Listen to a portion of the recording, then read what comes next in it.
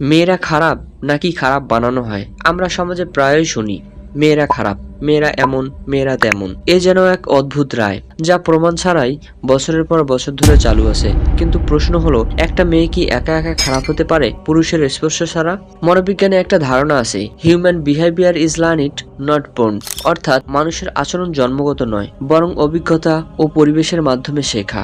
একটা মেয়ে খারাপ বলার আগে ভাবতে হবে তার জীবনের প্রতিটি স্তরে কারা তার সাথে যুক্ত ছিল। মেয়েটা ছোটবেলায় পরিবারে কেমন আচরণ পেয়েছে, কৈশোরে সমাজ তাকে কি শিখিয়েছে, পুরুষরা তার জীবনে কেমন প্রভাব ফেলেছে।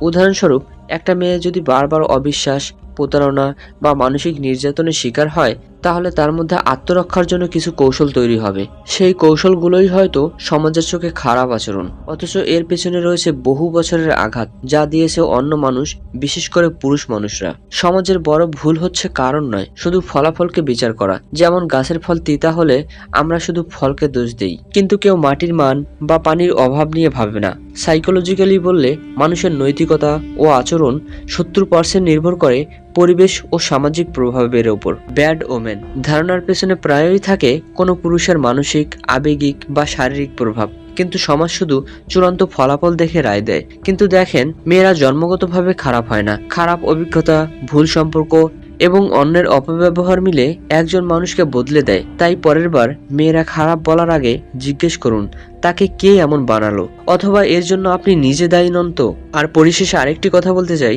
আল্লাহ তাআলাকে ভয় করুন। ভালো থাকবেন সবাই। আসসালামু আলাইকুম।